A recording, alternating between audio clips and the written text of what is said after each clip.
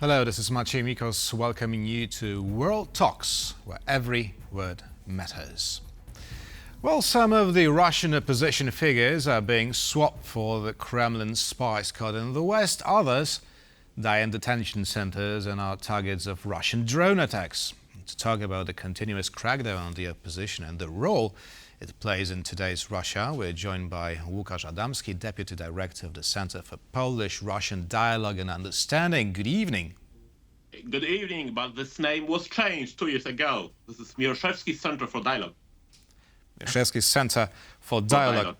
Thank and you. We are dealing mainly now with Ukraine and Belarus, not with Russia. All right. Nevertheless, I want to talk today with you about the Russian opposition. And while the biggest prisoner swap in decades was taking place, Russia sent drones to kill one of the opposition leaders, Ilia Ponomarov, and his family. They were targeted by multiple Russian drones. So the question here is whether Vladimir Putin is just getting rid of all the opposition one way or another. Well, de facto, there is very hard for Russian opposition now to act in Russia, or even it is impossible. So opposition members are either abroad, like Mr. Ponomarov in Ukraine, where he is calling his compatriots to fight against Russia, against Russian invasion, and to join volunteer troops of Russian opposition, or they are in the West, or they are in prisons. And now what we witnessed yesterday was, 2 days ago, was a huge exchange where also some of the most prominent Russian opposition, like Mr.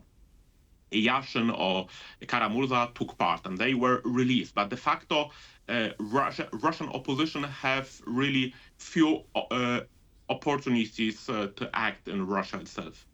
Mm-hmm. Now, talking about Ilia Ponomarov, because he's an interesting figure indeed. Now, how dangerous is he for the Russian, for Putin regime, as he is member of the Free Russia Legion? Now, is Vladimir Putin afraid of those Russian legionaries? I will start with a certain difference which exists between Mr. Ponomarov on the one hand and, let's say, the mainstream on the other hand. Mr. Ponomarov is a supporter of active struggle against Russia. So he doesn't hide that he would like to send troops to Russia to make something like what tried to make also Mr. Prigozhin 1 year ago, but then he was killed. So this prominent member of pro-Putin nomenclatura in Russia, which also was a head of Russian mercenaries. But anyway, he tried to make a march for to Moscow. He failed, and then he died. So Mr. Ponomarov is of opinion that this is a right strategy, simply to be active in Russia, whereas. And therefore he is, in my understanding, he can be much more dangerous than those opposition who are in the West, who, let's say, call for, of course, for democratization of Russia, but on the other hand, who are against sanction imposed upon Russia, and or at least those sanctions which can hurt common people in Russia. So if the West would listen to what those people are saying, like also those people who were exchanged, Mr. Kara-Murza or Yashin, then the West should pursue another policy towards Russia, which would be milder and which would pose lesser threat for Putin's regime than, let's say, harsh pressure for Russia or active combating Russian troops. Right. It was Vladimir Kara-Murza who said that sanctions imposed on the Russian society are counterproductive. Now, do you agree with him? I strongly disagree. I don't want to, let's say, condemn Mr. Kara-Murza, who was personally very decent and brave, and who said those words one day or several hours after he was simply set free. But anyway, the view that he represents are quite dangerous, since we need sanction at least for three reasons. One reason is security. We can only imagine what would happen in Europe when Russian tourists, students could travel freely. Yeah, what security concerns it would evoke, and what diversion at least some of those people could do.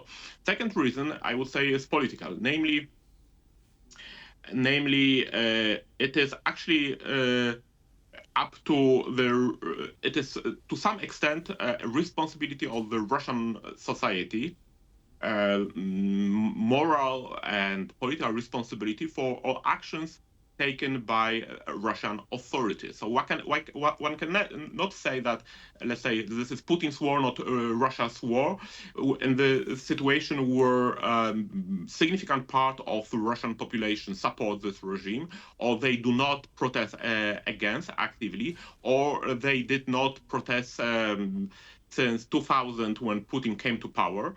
And Russia's aggression against Ukraine and Georgia, threat for other countries, are simply a logical consequence of the nature of this regime. And they did not protest. So actually, why we should think more about comfort of the Russian population than about Ukraine and whose men are dying on the front or cannot travel. And yet, Russian oppositionists still believe that they can change the views of the Russian society from within.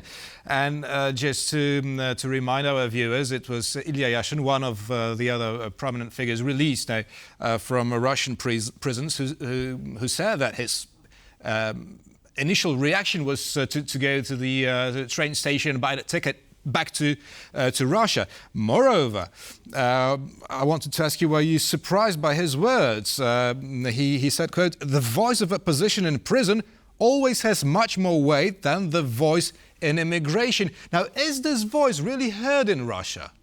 This voice from prison? No, of course not. Of course not. All research which I know, and as you actually mentioned at the beginning of the program, I was dealing with Russia in my previous capacity for many years. All those research and data I know suggest that there is a 20, perhaps even 30% of Russians who are either against the war or who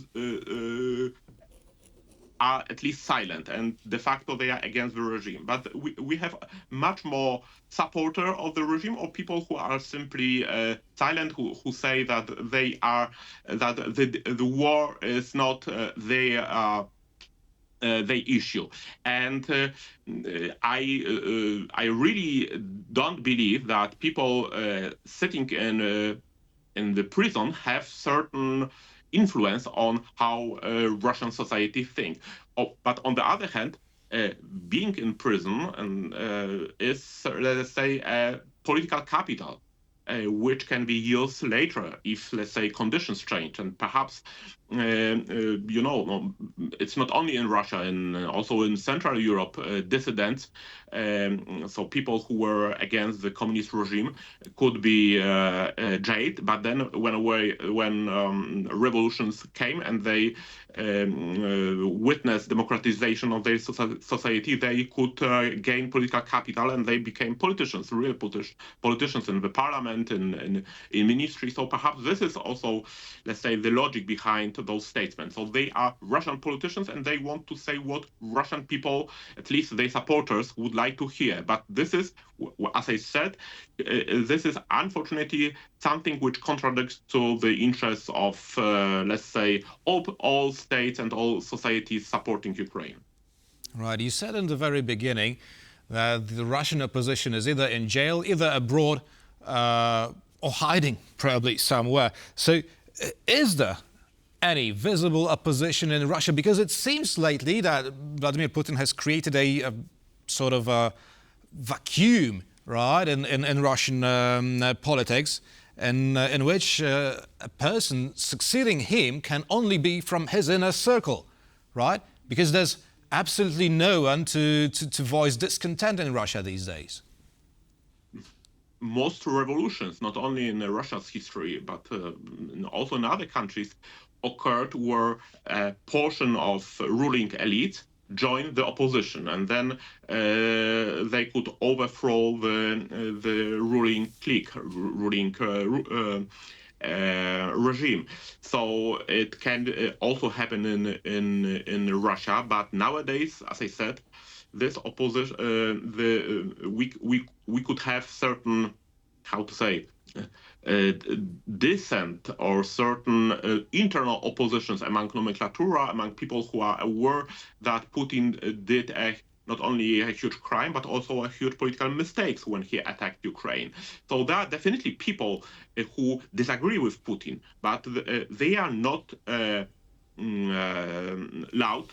They because public opposition to the war means actually threat to be jailed, and they want very often they want also to functions in the regime even more. So some people whom I know say that most Russian people would change their mind with respect to the war when Ukrainian missiles would hit houses in Moscow or St. Petersburg, and not because Mr. Yashin or Mr. Karamurza call the compatriots not to support Putin's war because of moral considerations. And in this respect, I think that what Mr. Ponomarov say, that simply in this situation, Russia can be not passive, should be active, and should join together with Ukraine against the regime is much wiser strategy, and of course politically more reasonable than moral calls to oppose the regime. Right, about these moral calls. It was in the very beginning of the Russian invasion of Ukraine, we heard of parents denouncing their children for posting something anti-war on social media and basically sending them to prison.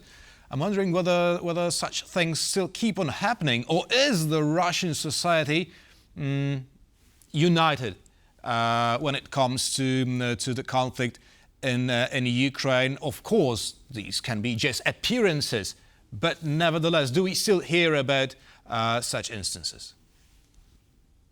Such instances happened at the beginning of war. Now, I cannot say that Russian society is united. By no way. I think even if we look at official or officially published polls in Russia, then we see that there are many Russians who think that the war has to be ceased, so there should be a ceasefire as soon as possible, that the war cannot be prolonged as to the extent that Putin achieves his goals. So there is definitely opposition, a silent opposition towards the war, but the problem is that firstly, this is silent opposition, and secondly, as I said, I think mildering, weakening sanctions would also weaken pressure for both the regime and the people in Russia to do something about the war. So if the life comfort of the Russian people deteriorate, this is a factor that can somehow influence Putin's calculation whether it occupies to him or not to prolong the war. But if this life comfort is unchanged, then the pressure which we would like to exert upon Russia is smaller. But anyway, at the beginning of war, of course, there were moral protests against the aggression, but totalitarianization of the public life in Russia made it actually impossible to prolong such demonstrations. Well, then we have silent opposition in Russia. Hopefully, one day it becomes more vocal. Łukasz Adamski, Juliusz Mieroszewski Center for Dialogue was our guest tonight. Thank you so much. Thank you also. And thank you for watching. That is all for now, and stay with us for much more here on TVP World.